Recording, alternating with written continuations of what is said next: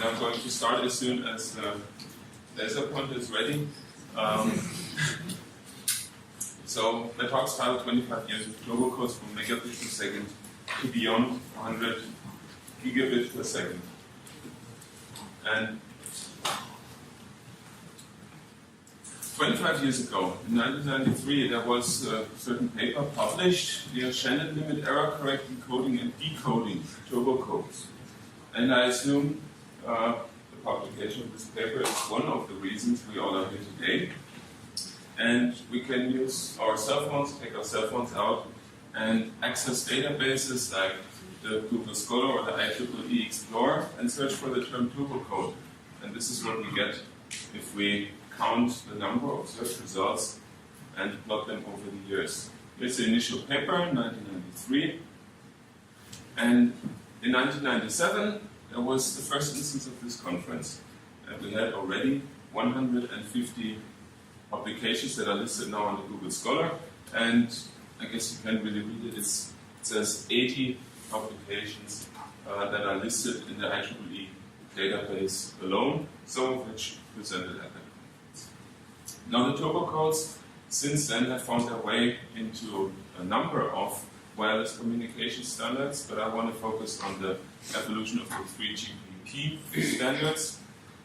The UMTS standard in 1999 defined a downlink data rate below 1 megabit per second. This was then ramped up with the high-speed packet access and the HSPA Plus to 14 megabit per second in the peak downlink data rate and 28 megabit per second respectively.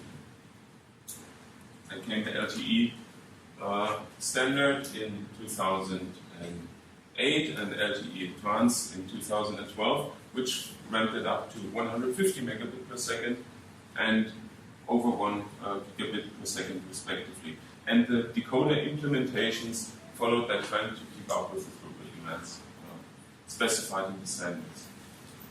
Today, we're at the LTE Advanced Pro, and let's see what the next evolution adds to that.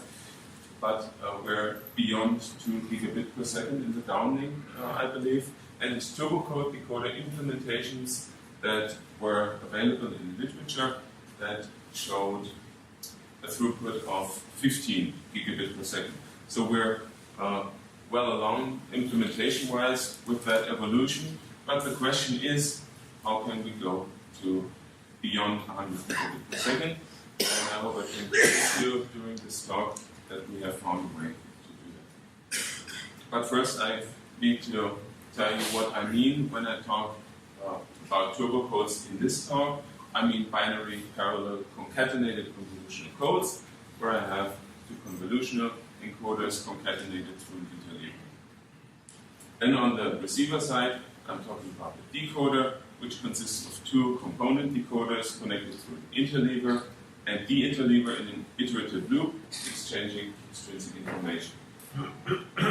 So far, so clear. We're using the max log map algorithm, it's a bit cut off here, but we're still doing it as component decoder. And now we go to the implementation. But before maybe I revisit the max log map algorithm quickly. Max log map works on the trellis, where we first calculate branch metrics for each state transition, for each transition here. Then I calculate in forward direction state metrics recursively, and in backward direction similarly. The backward recursion, and with the branch metrics, forward and backward state metrics, I can calculate my extrinsic information that I then hand over to the next component decoder. Now I'm making the step to the implementation. I move that to the side, and I think about implementation. Then I use one instance of a serial decoder. That's the first step.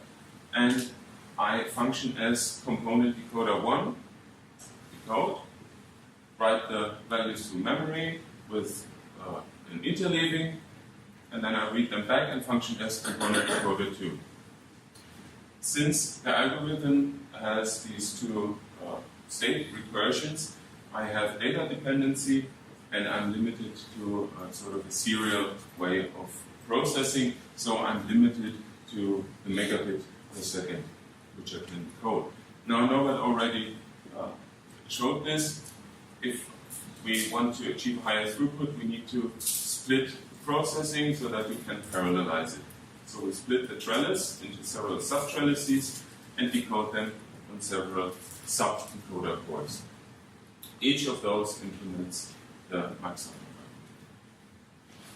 And then we call that the parallel map architecture, and depending on the parallelism, meaning depending on the number of sub-trellises that I have and the overall length of the trellis, I achieve with today's architectures and technologies between 1 and 5 gigabits per second. Another lesser known decoder architecture, already also briefly shown by Norbert, is the XMAP architecture, coming from the X-shaped pipeline recursions. Here work similarly, but now we move the subblocks through the pipeline, and while the data is traveling through the pipeline, we decode it, and it has similar constraints like the parallel map decoder, and achieves between 1 and 5 gigabit per second. The issue here is that the smaller these sub-trellises get, the more issues we have with our error correcting performance, because we are lacking the information at the borders of these sub-trellises. There are mitigation techniques, but the smaller the trellises get, the worse the problems become, so we kind of have an upper bound, lower bound on the level of parallelism that we can achieve. However, there were some clever reformulations of the calculations published in 2015, and that led to the fully parallel map architecture.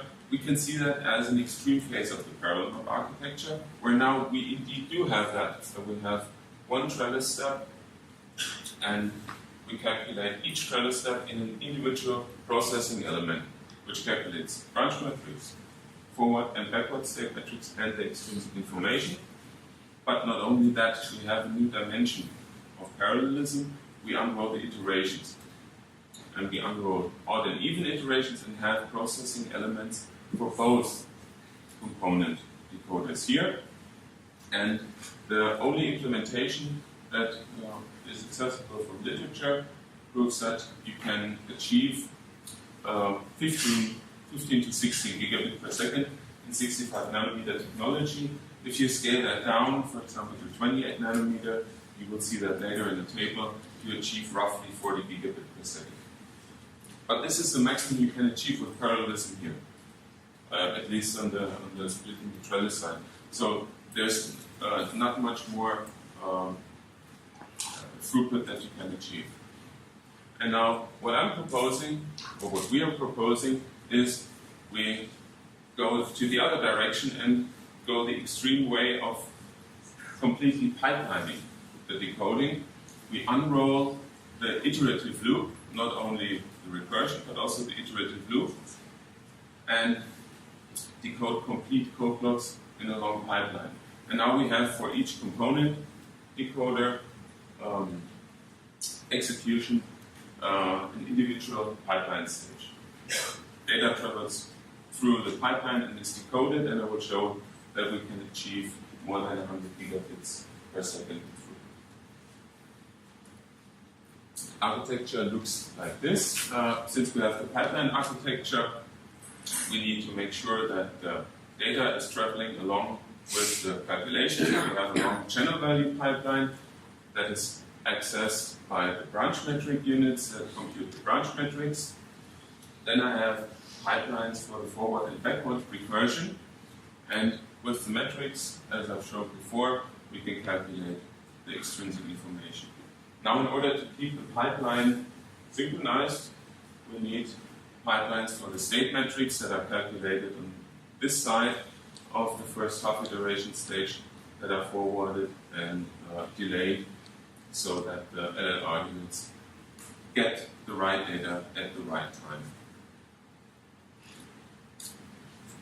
Why don't we have branch metric pipelines? You already see that here. The recomputation of the branch metrics is less costly than having the pipelines to forward them.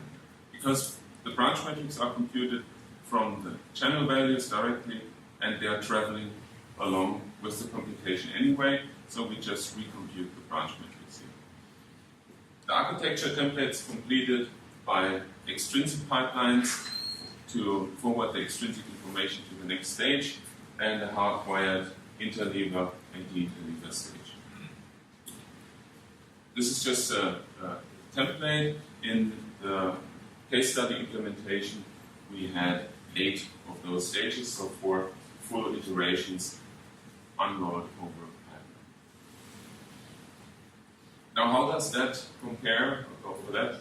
It's fully rate compatible, as Norbert already mentioned, and it's a streaming processing. So, in the end, we have a full decoding result each clock cycle once the pipeline is fully filled, with no additional memories or buffering needed because the data travels along with it.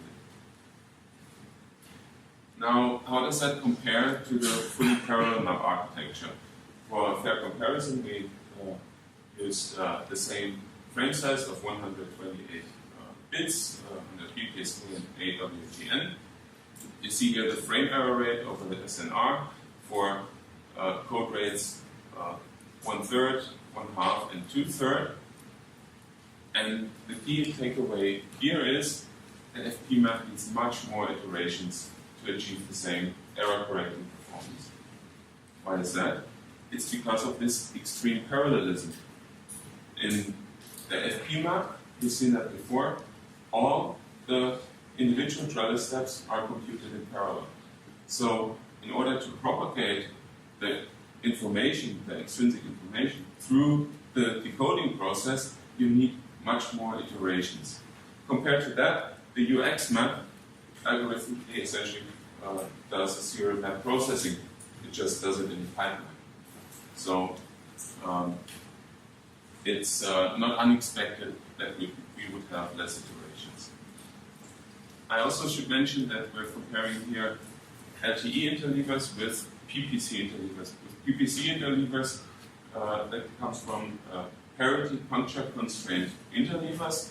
Here, for the interleaver construction, the puncturing patterns, if we want to puncture the rate 1/3 code to a higher rate, are explicitly considered. So, it's expected that the error correcting performance when I decode that is much better, and you can see that here. But first, I want to mention how the UX map and the FP map perform here. Here, the UX map needs 4 iterations for the higher code rates of 8/9 and 18/19, and the FP map needs twice as much as before. That is because less parity information is available, so that effect that the information needs to express through the decoding is even more pronounced. And also, what we expect is that the PPC interleavers, they show a gain compared to LTE interleavers of about 1 degrees. Now, the UX map architecture for frame size of 128 was implemented in the case study design, placed and routed for 28 nanometer technology alongside a re-implementation of the FP map for the same frame size, and it was compared to the state of the art, which is quite extensive. But I want to go over the main results here. First, our goal was to achieve more than 100 gigabit. We achieved that, and we're way beyond what state of the art offers. Only the FP map implementation that I mentioned earlier achieves, well, if we scale it down to 28 nanometer, it achieves roughly 40 gigabit per second, so we're more than twice than that in terms of throughput. In terms of area, there we pay the price. We need much more area than comparable architectures with 23 square millimeters, but compared with the only other implementation that comes even close in terms of throughput, we're similar. If we scale that down to 28 nanometers, it would have an area of about 24 square millimeters, about the same than we have, so we're much better in terms of area efficiency. There we're only matched by the design from 3, which however would need 40 decoders, 40 decoder instances, so you would need additional buffering of the data to even achieve more than 100 gigabit per second. Now that picture Norbert already showed you, I want to say 2 words to it. In the background you see the channel value pipeline. So this is, I think, 1/5 of the whole architecture, of the whole design, is channel values that need to travel along. So if you find solutions to go to higher radices, for example, we would be able to compress that further. And in the different colors are shown the half iteration stages. To conclude, I presented you with the new turbo code decoder architecture, the UX map, and presented the first implementation of the turbo decoder with more than gigabit per second, and I presented the first comparison of the highly parallel architectures and showed the superiority of the UX map for the highly functional nodes. Future work, of course, will focus on increasing the frame size. Here we only have 128-bit. More practical sizes would be 265, 512, of course, but for that we first have to reduce the area complexity, and as Norbert mentioned, in order to use that commercially, you would also need to bring back flexibility to it. Now we have a fixed interleaver, but we're working on having a certain type of frame flexibility in the future. With that, the end, and I answer questions.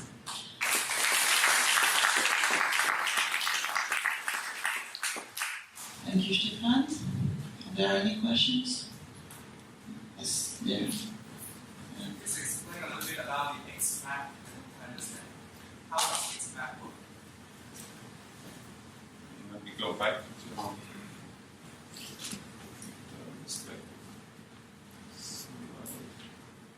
here you see it.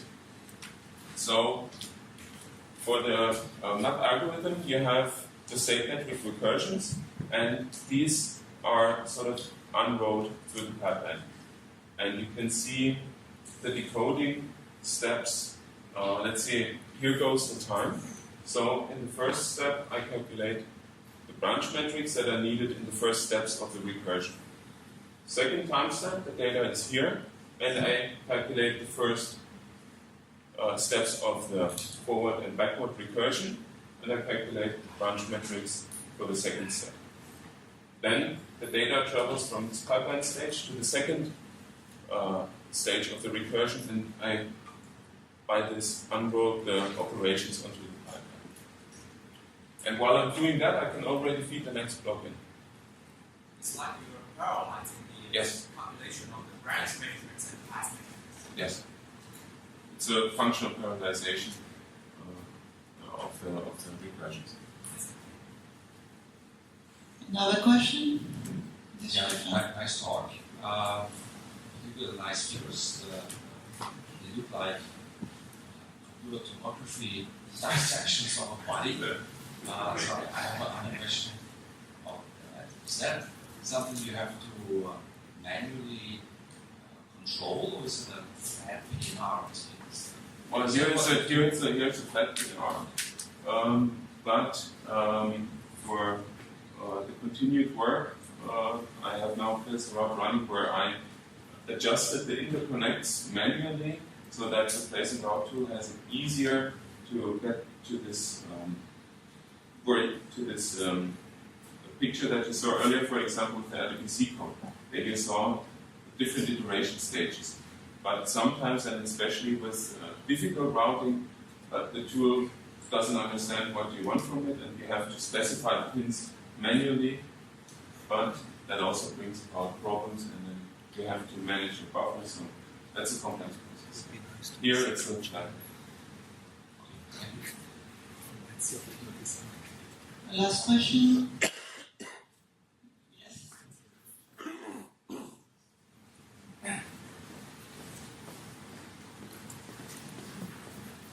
very interesting topic. From our experience, comparing typical and active coding in 4G and 5G, we have found that actually for typical it has maybe a drawback that for any code rate of the rate match, you need to decode at the max code rate. For example, Yes. 1/3. But for accuracy code, you can decode based on any code rate. For example, 0.8, 0.7, 0.8, like that. So we actually, for our experience, we have found that for low code rate, if we just compare low code rate complexity for both accuracy and total code, they have almost the same complexity regarding memory chip area or like that. So, do you have any idea for total code to decode based on high code rate? You know, high code is always used in various applications. Well, here you put in the pipeline.